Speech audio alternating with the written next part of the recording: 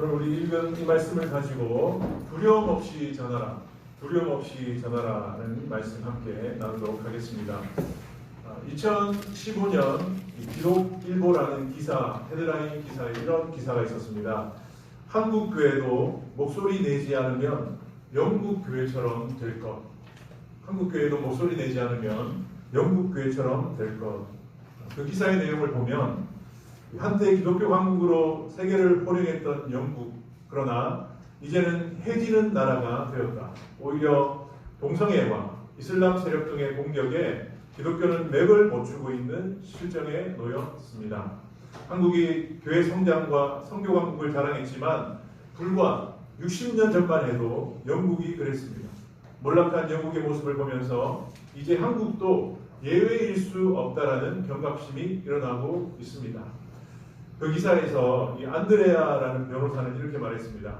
현재 영국에서 교회가 대중들에게 자신을 드러내기 꺼려하고 있다라고 이렇게 지적하면서 영국 교회는 이 개교의 성향이 강했는데 우리의 관심을 이제 밖으로 돌려 정부와 또 지역사회, 법, 미디어 등에서도 예수 그리스도를 드러내야 한다라고 이렇게 말하면서 모든 사람들을 향해 용감하게 두려움 없이 지혜롭게 싸워야 한다라고 이렇게 주장했습니다.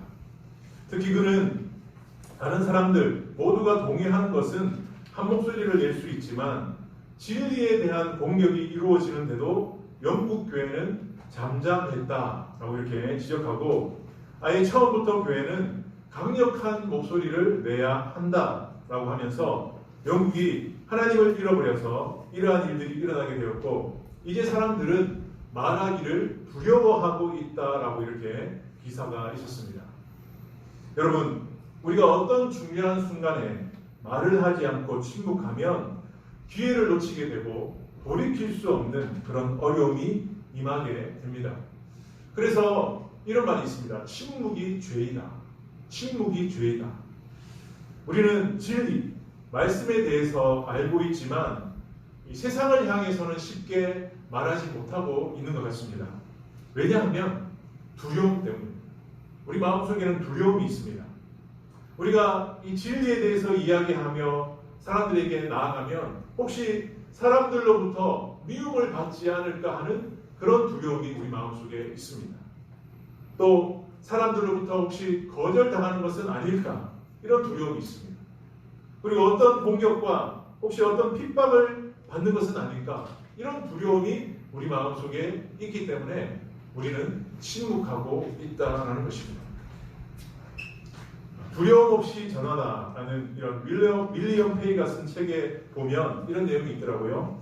침묵에 대해서 말하면서 예수님이 죽음에 이르게 한 상처는 찢기고 찔리고 벗겨지고 맞아서 생긴 상처가 아니라 어떤 의미에서 예수님을 죽음에 이르게 한 상처는 바로 침묵이었다라고 이렇게 말하고 있습니다. 침묵이었다.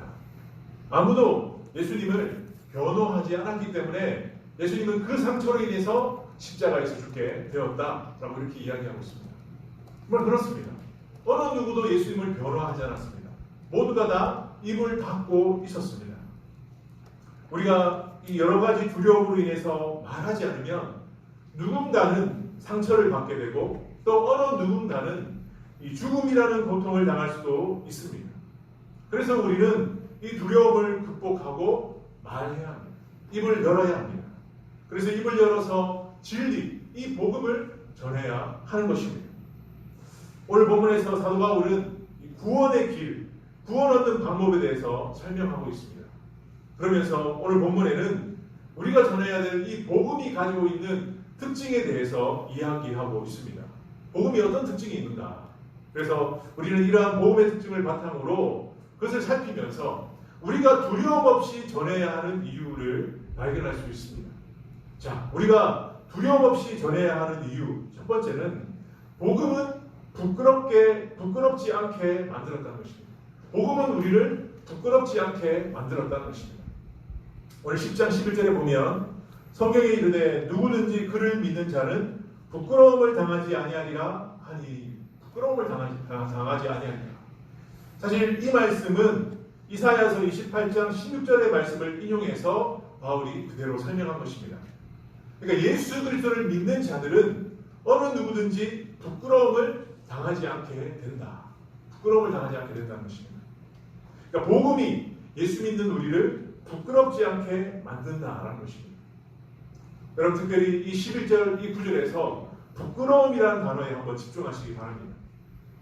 여러분 이 본서가 기록된 그러니까 로마서가 기록된 시대에는 로마 황제 치하에 살고 있었습니다. 그 당시 예수를 공개적으로 고백하는 것은 자신에게 어떤 치명적인 해를 가져다 줄 수 있는 그런 민감한 사안이었습니다. 특히 로마는 그리스도인에 대한 대대적인 핍박이 강행될 때는 그리스도인으로 의심되는 자들을 잡아와서 그가 그리스도교를 믿는다라고 고백하면 그를 죽이고 그가 믿지 않는다라고 하면 풀어주는 그런 정책을 펼쳤습니다. 그러니까 예수를 믿는다고 하면 죽이고 믿지 않는다면 풀어주는 그런 정책을 이렇게 펼쳤다는 것입니다. 그럼에도 바울은 오늘 예수를 믿고 고백하는 그리스도인들이 결코 부끄러움을 당하지 않게 될 거라고 강력하게 선포하고 있는 것입니다. 여러분 이것은 그리스도를 믿음으로 인해서 비록 로마 당국으로부터는 수치와 능력, 엄청난 부끄러움을 느끼게 되지만 최후의 심판 때 하나님으로부터는 그 믿음으로 인해서 부끄러움을 당하지 않게 될 것이라고 지금 우리에게 설명하고 있는 것입니다. 로마로부터는 부끄러움을 당하지만 최후 주님께서 다시 오셔서 이 땅을 심판하실 때는 복음, 예수 그리스도를 믿는 자들은 절대로 부끄러움을 당하지 않게 될 것이라고 우리에게 선포하고 있는 것입니다. 제가 서두에서 우리가 침묵하는 것이 사람들로부터 부끄러움을 당할까봐 두려워서 말하지 않는 것이라고 제가 말씀드렸습니다.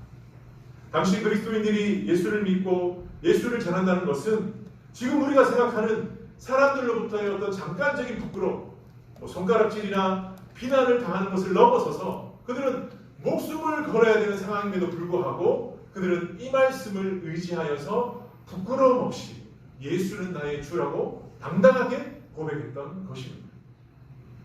여러분 우리가 만약 지금의 부끄러움을 피하기 위해 침묵한다면 나중에 더 큰 부끄러움을 당하게 된다는 것을 우리는 기억해야 합니다.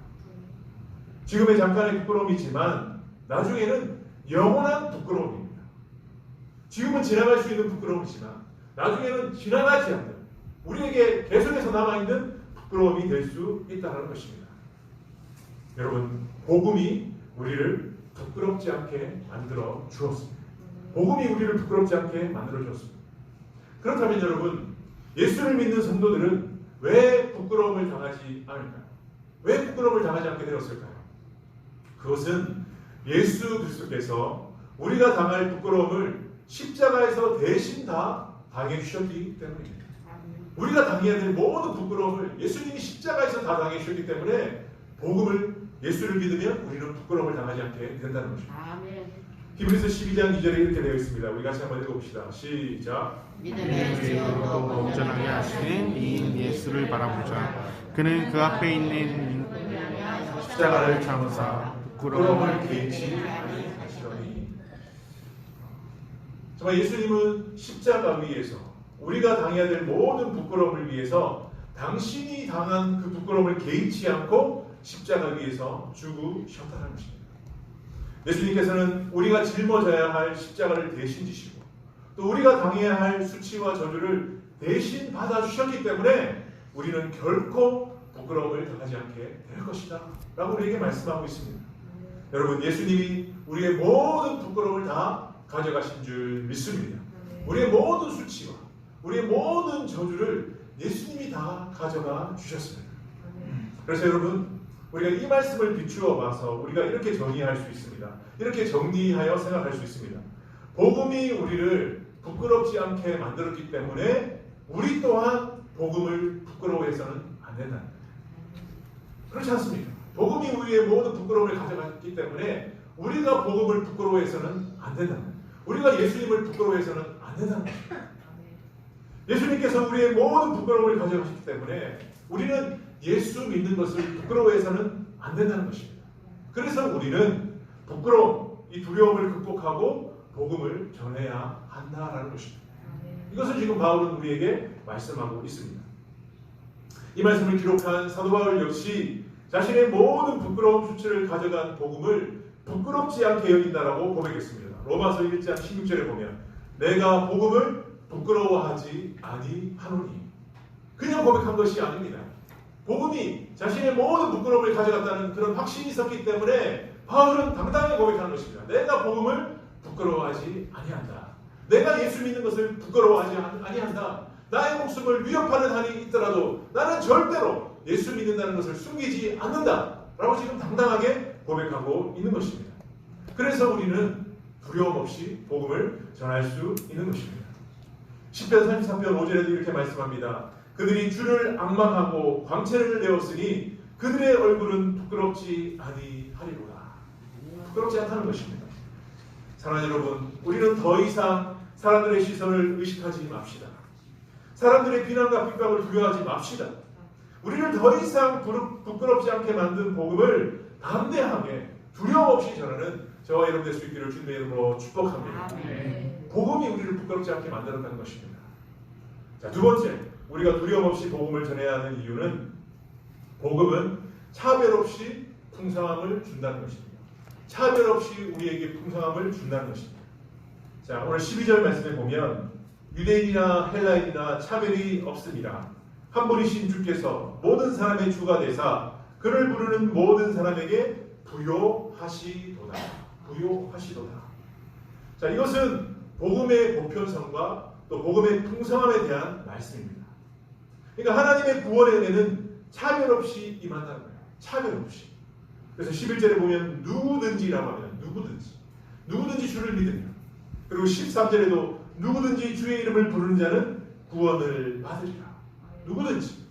그러니까 이방인이든 또 유대인이든 대상에 관계없이 예수를 믿는 자는, 예수님의 이름을 정말 신뢰하며 부르는 자는 구원의 은혜가 임한다는 것입니다. 그러니까 구원의 은혜가 모든 사람에게 공평하게 주어진다라고 우리에게 말씀하고 있습니다. 이 사실을 깨달았던 사도 바울은 로마서 3장 22절에도 이렇게 말씀합니다. 곧 예수 그리스도를 믿음으로 말미암아 모든 믿는 자에게 미치는 하나님의 의니 뭐가 없으니라? 차별이 없으니라. 그러니까 예수를 믿고 구원받는 것은 차별이 없다는 것입니다. 누구든지 예수를 믿기만 하면 구원을 받을 수 있다라고 우리에게 말씀하고 있습니다. 그렇습니다. 하나님의 구원의 은혜는 인종과 국경을 초월합니다. 하나님은 오직 그들의 진실한 믿음 하나를 보시고 구원의 은혜를 베푸신다는 것입니다. 그래서 여러분, 우리는 복음의 이러한 보편성 때문에 어느 누구에게나 두려움 없이 복음을 전할 수 있는 것입니다. 차별이 없기 때문에, 누구에게나 구원이 임할 수 있기 때문에 우리는 두려움 없이 복음을 전할 수 있다는 것입니다. 오늘날 여러분, 많은 사람들이 얼마나 많은 차별을 받고 있습니까? 우리 사회에서도 그렇습니다. 요즘 남녀 평등에 대한, 그러니까 젠더 갈등이 많이 이슈가 되고 있죠. 그러니까 남녀, 이 성평등, 이런 대한 어떤 차별, 많은 어려움을 겪고 있습니다. 세계적으로도 인종차별로 인해서 사람들 간에 많은 갈등이 일어납니다. 백인, 흑인, 지금도 계속해서 일어나고 있습니다. 여러분, 이러한 차별의 문제는 쉽게 해결할 수 없습니다. 왜냐하면 우리 모두를 만족시킬 수 없기 때문에 그래요. 모두를 만족시킬 수 없기 때문에 차별 문제는 쉽게 해결할 수 없습니다. 하지만 여러분, 복음은 차별이 없습니다. 복음은 차별이 없다는 거예요. 하나님은 남녀관계, 인종관계를 넘어서서 모두에게 구원의 은혜를 주시기를 원하시는 것입니다. 복음은 차별이 없다는 것입니다.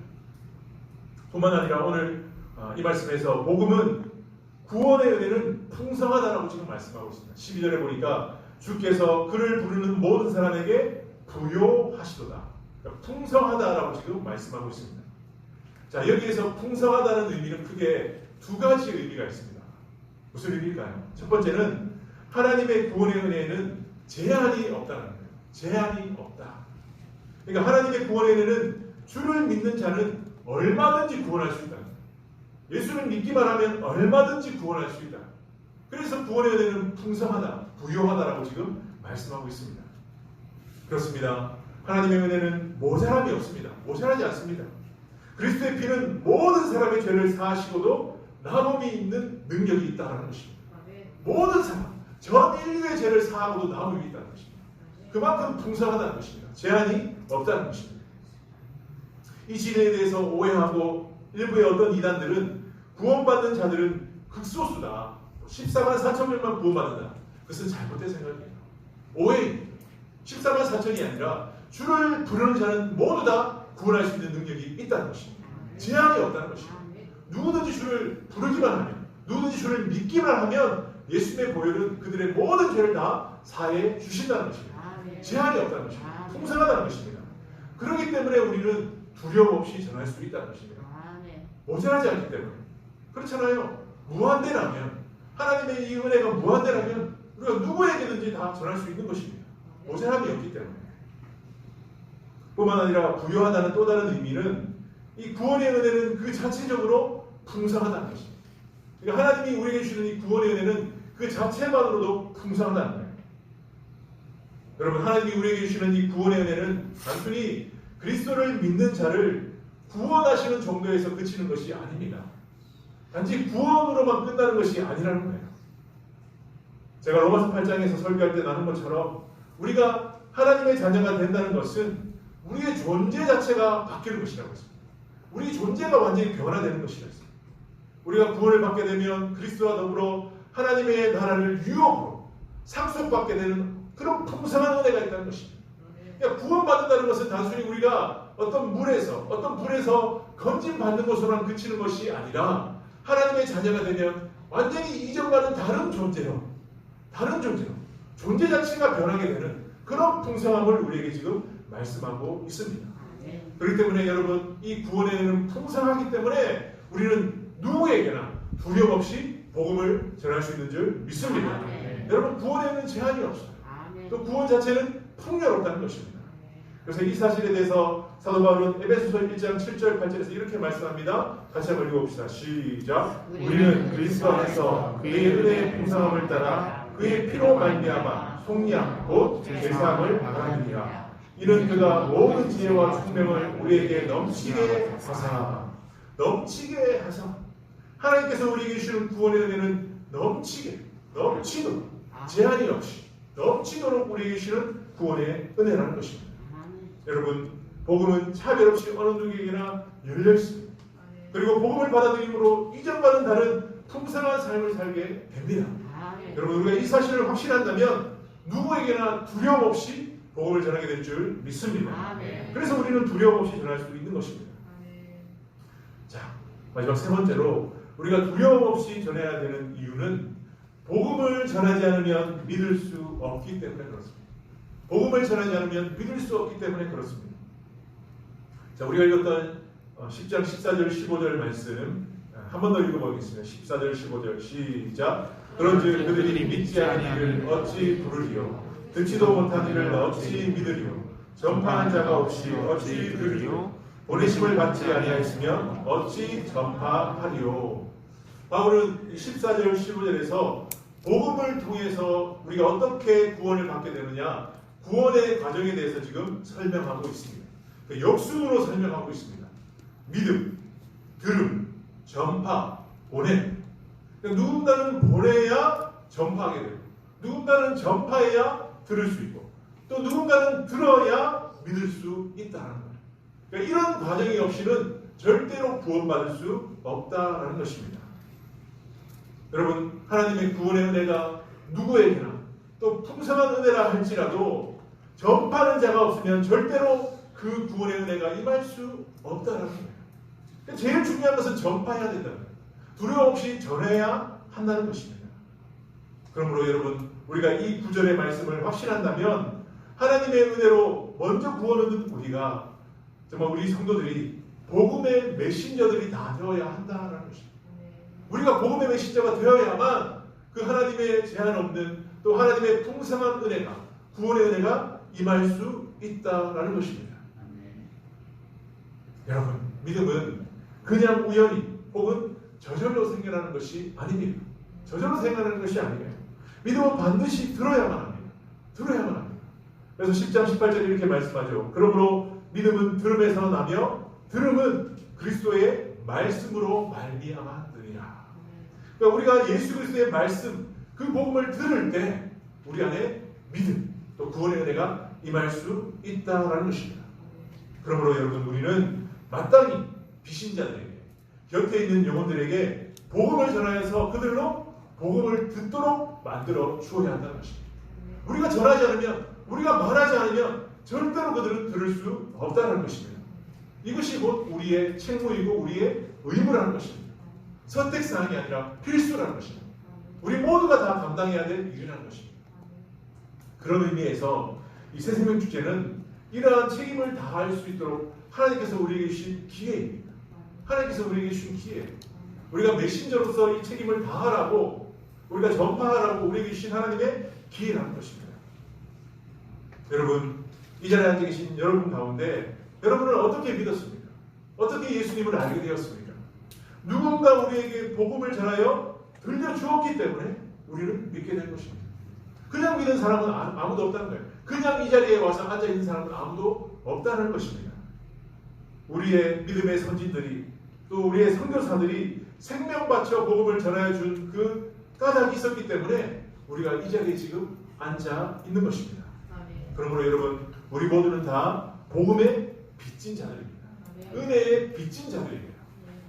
여러분, 빚진 자는 반드시 그 빚을 갚아야 될 의무가 있습니다. 그래서 바울은 이 빚진 자의 의식 때문에 생명을 걸고 온 세계를 다니며 복음을 전했고, 끝내는 복음을 전하다가 순교하게 되었습니다. 여러분, 내가 은혜의 빚을 지고 있다는 것을 안다면 우리는 두려움 없이 복음을 전할 수 있는 것입니다. 내가 빚진 자라는 것을 깨닫는다면 우리는 어떤 두려움 없이 전할 수 있는 것입니다. 제가 말씀드렸던 이 두려움 없이 전하라는 책에서 이렇게 말하더라고요. 복음 전도의 최대 장애물은 귀를 닫고 있는 세상이 아니라 우리의 말문을 닫는 두려움이다. 복음 전도의 최대 장애물은 귀를 닫고 있는 세상이 아니라 우리의 말문을 막고 있는 두려움이랍니다. 이 두려움을 극복해야만 복음이 전달될 수 있다는 것입니다. 여러분, 우리에게 있는 여러 가지 두려움을 극복할 수 있는 저와 여러분 될 수 있기를 바랍니다. 극복해야 해요. 그래야 복음이 전해질 수 있다는 것입니다. 여러분, 특별히 이번 한 주간 동안은 우리가 또 이 VIP들과 섬기는, 관계 맺는 주간입니다. 여러분, 우리가 이웃에게 가기 위해서는 이 비신자들과 좀 더 적극적인 인간관계를 가질 필요가 있어요. 좀 적극적으로 다가가야 될 필요가 있다는 것입니다. 그리스도인들에게 단점이 있다면 그리스도인들은 꼭 우리끼리만 교제하려고 하는 그런 마음이 있습니다. 그리스도인들에게 그런 단점이 있어요. 그런데 그것을 넘어서야 한다는 것입니다. 우리끼리만이 아니라 믿지 않는 자들에게 적극적으로 다가가야 하는 그런 마음이 우리에게 있어야 한다는 거예요. 그래서 우리는 그들과 친해질 수 있는, 그들과 한마디라도 더 할 수 있는 그런 관계를 만들기 위해서 노력해야 한다는 것입니다. 그래야 우리가 그들에게 다가갈 수 있는 것입니다. 어떤 주부는 믿지 아니하는 이웃집을 전도하기 위해서 그들을 위해서 계속 기도했다고 합니다. 계속 기도했다고 합니다. 그런데 여러분, 기도만 해서는 안 되잖아요.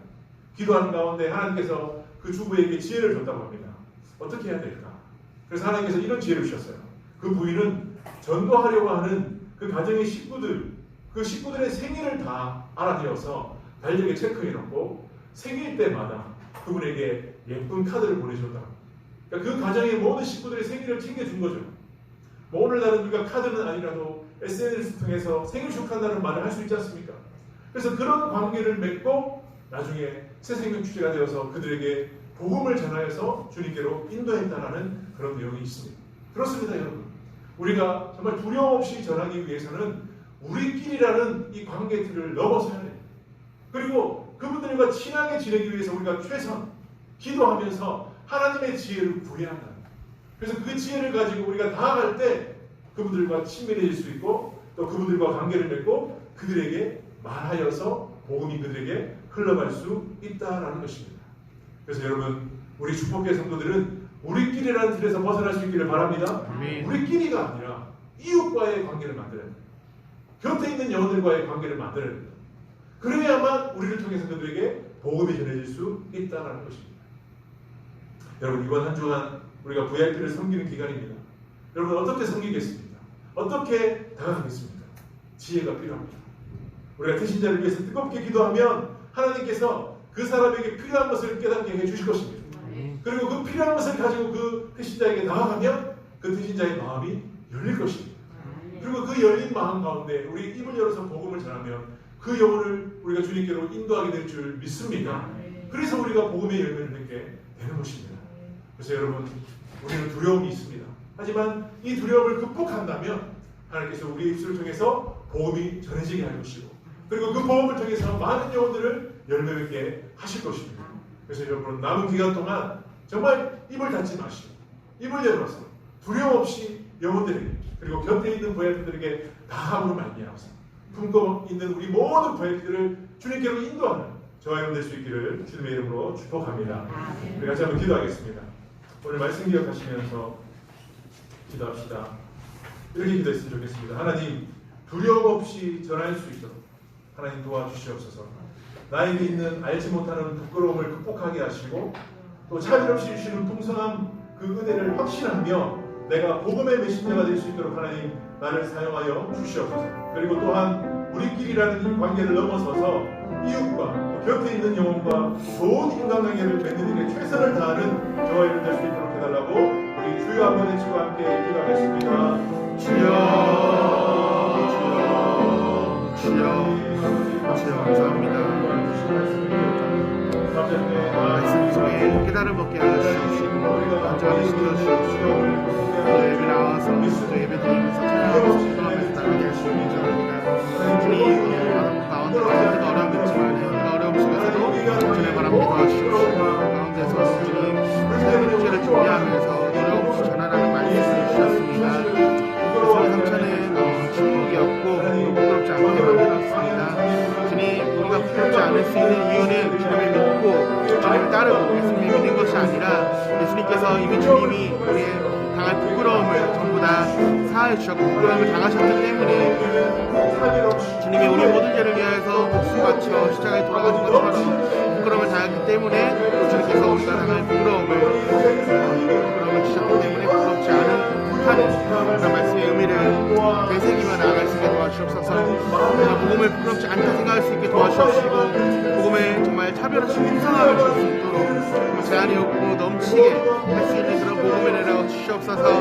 주님, 세상 속에 있는 말처럼 가만히 있으면 아무것도 변하지 않습니다. 정말 주님, 전하지 않으면 믿을 수 없고 전하지 않으면 믿지 않으니 정말 주님, 이 자리에서 예배하고 이 자리에서 찬양하고 이 자리에서 예배드리고 기도하는 데 있어서 정말 주님, 저도 어떤 사람을 통하여서 주님, 주님의 사랑을 통하여서 앉아서 예배드리고 좋은 것을 누리고 나가고 있습니다. 주님, 세상 속에 나가서 세상 속에서 아직도 믿지 않는 자들이 있습니다.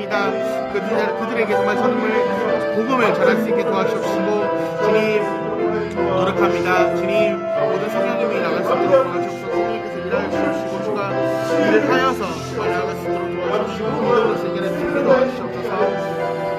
모든 말씀 우리 예수 이름으로 기도드립니다. 도와주시옵소서. 우리 모두 자리에 일어나셔서 오늘 말씀 가운데 복음 전하는 자는 그 말이 아름답다고 했습니다. 우리 같이 찬양하며 마치겠습니다.